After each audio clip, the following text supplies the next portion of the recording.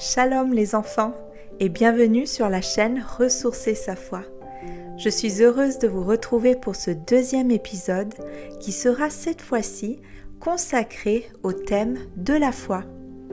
Nous allons découvrir qu'est-ce que la foi en Dieu, comment la définir et surtout comment la préserver. Et pour cela, je vais commencer par vous raconter une histoire.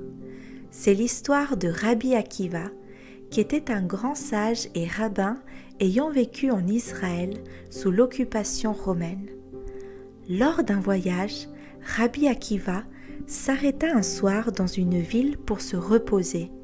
Mais dans cette ville, personne ne voulut le recevoir. Alors, il s'éloigna en acceptant avec foi que c'était Dieu qui, pour une certaine raison, l'empêcha d'entrer dans cette ville.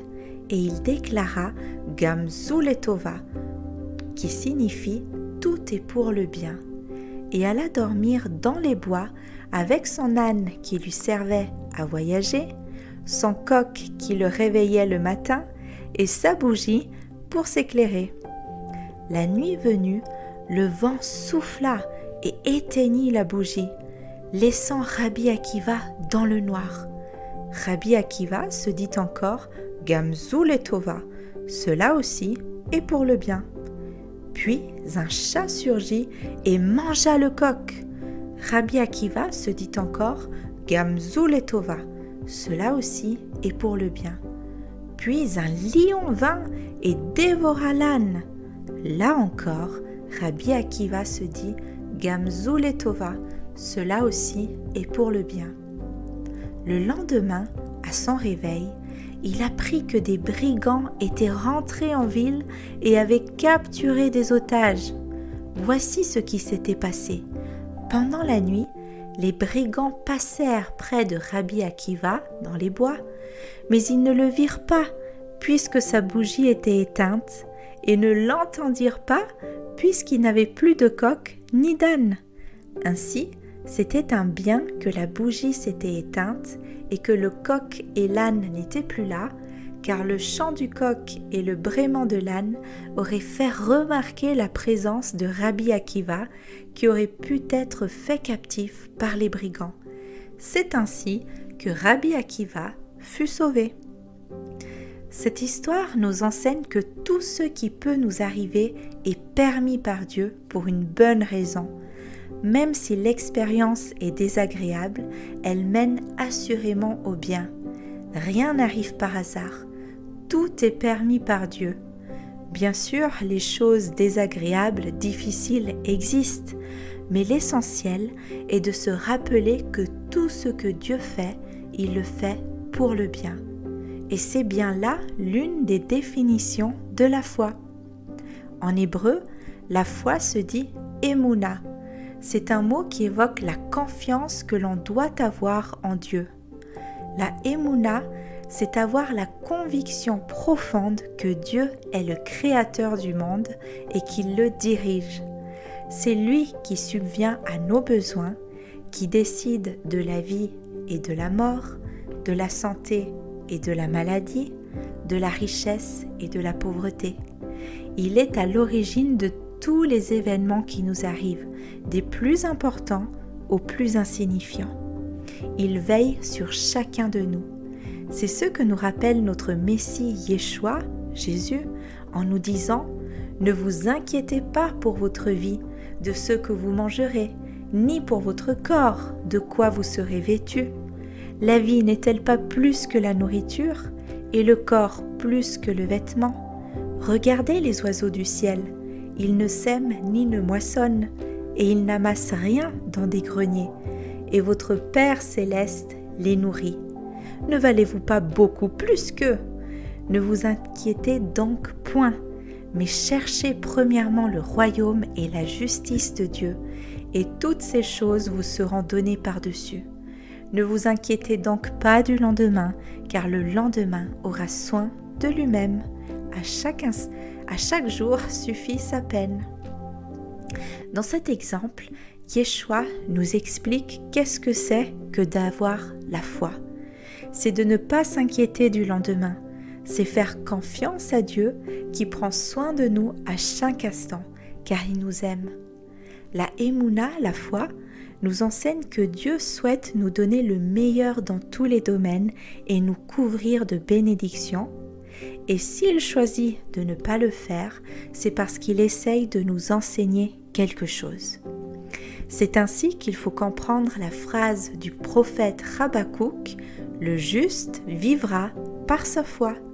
C'est-à-dire qu'il est exigé de nous une foi vivante qui nous accompagne tous les jours de notre vie et qui nous fasse prendre conscience qu'il n'y a pas un instant où notre Créateur ne veille sur nous. Avoir la Emouna signifie que l'on croit avec ferveur, ça veut dire avec force et conviction, aux 3 principes suivants. Le premier, c'est celui où on se dit que tout vient de Dieu. Le deuxième, tout est pour le bien. Et le troisième, tout a un sens. Nous allons expliquer ces 3 principes en reprenant le récit de Rabbi Akiva.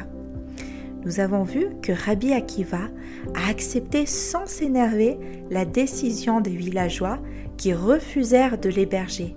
Il a tout de suite eu le bon réflexe qui est celui de se rappeler que tout vient de Dieu. Chaque situation que nous vivons a été voulue par Dieu et c'est là le premier principe, tout vient de Dieu. Ensuite, si on reprend notre récit, nous avons vu que pour chacune de ces mésaventures, Rabbi Akiva s'est exclamé « Gamzu letova » qui veut dire « ceci aussi est pour le bien ». C'est ce qu'il a fait lorsque sa bougie s'est éteinte et qu'il n'y avait plus aucune lumière, ou bien encore lorsque son coq et son âne ont été dévorés par des bêtes sauvages. Ainsi, le deuxième principe, c'est de se répéter que tout est pour le bien. Chaque situation, aussi pénible et difficile soit-elle, a été prévue pour notre bien, pour nous faire grandir et avancer. Enfin, nous avons vu que Dieu a permis à Rabbi Akiva de tout de suite comprendre le sens de ces épreuves. Ces épreuves ont été permises pour lui sauver la vie. En effet, en l'empêchant de s'arrêter dormir dans cette ville qui allait être envahie par des brigands, l'Éternel a sauvé Rabbi Akiva. Dieu a aussi fait en sorte que la bougie s'éteigne pour que les brigands n'aperçoivent pas la présence de Rabbi Akiva dans les bois, et son coq et son âne ont été dévorés afin d'éviter de faire du bruit et de révéler la présence de leur maître. Le troisième principe, donc, est de se dire que derrière chaque événement que nous vivons, il y a un sens, une explication. Parfois, nous avons la chance ou le mérite de comprendre immédiatement le sens d'une épreuve, mais parfois, il nous faut être patient, car nous le découvrirons que quelques temps plus tard, ou bien encore lorsque nous serons avec Dieu. Pour résumer, lorsque nous avons une profonde émouna, une profonde foi, nous considérons nos difficultés comme autant d'opportunités de grandir et de se rapprocher toujours plus de notre Créateur. Car nous sommes conscients que les embûches et les épreuves nous sont envoyées par Dieu lui-même et par conséquent, nous ne désespérons jamais. Dieu veut, en quelque sorte, nous former, nous embellir, nous raffiner comme de belles perles précieuses. Et d'ailleurs, en parlant de perles, sais-tu comment elles se forment ? Écoute bien ce qui suit, car nous allons apprendre une belle leçon de vie. Les perles naissent dans les huîtres, qui sont des animaux que l'on appelle des mollusques, qui possèdent une coquille et qui vivent dans l'eau. Lorsqu'un grain de sable entre dans la coquille, cela va contrarier et irriter l'huître. Un peu comme lorsque tu as une poussière qui rentre dans l'œil. Et pour se protéger, l'huître va entourer le grain de sable avec de la nacre. La nacre, c'est une substance solide de couleur blanche, un peu comme un coquillage.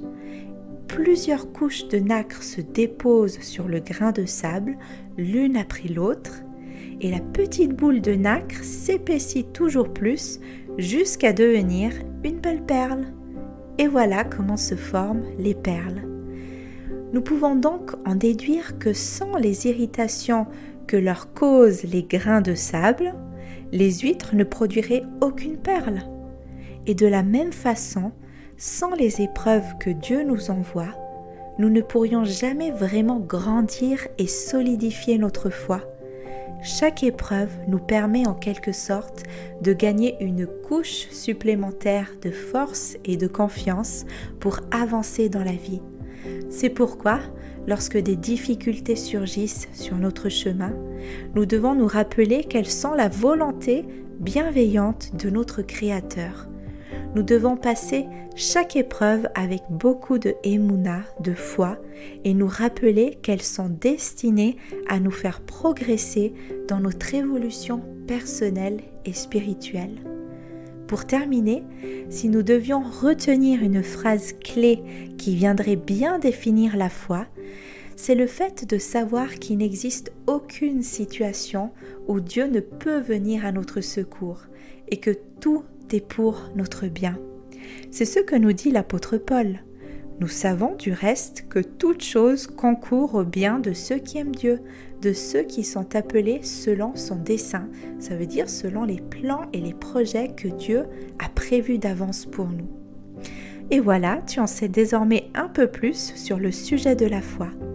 Mais avant de te laisser, j'aimerais te donner un exercice ou plutôt une activité créative afin de te rappeler constamment les 3 principes de foi que nous venons d'étudier. Pour cela, il te faudra une feuille de papier un peu cartonnée, de la couleur de ton choix, des feutres de couleur, des coquillages, un peu de sable si tu en trouves et un tube de colle. Ensuite, laisse-toi inspirer pour créer un joli tableau que tu pourras afficher dans ta chambre sur lequel tu auras écrit les 3 principes de foi qui pour rappel sont les suivants. Le premier, tout vient de Dieu. Le deuxième, tout est pour le bien. Et le troisième, tout a un sens. N'hésite pas à coller les coquillages et le sable sur ton tableau. Ils te rappelleront la leçon que nous avons apprise sur la formation des perles et les épreuves. Je te remercie de m'avoir écouté. Que la bonne main de l'Éternel ainsi que la vie de notre Messie Yeshua t'accompagne au quotidien et je te dis à très bientôt pour de nouveaux épisodes.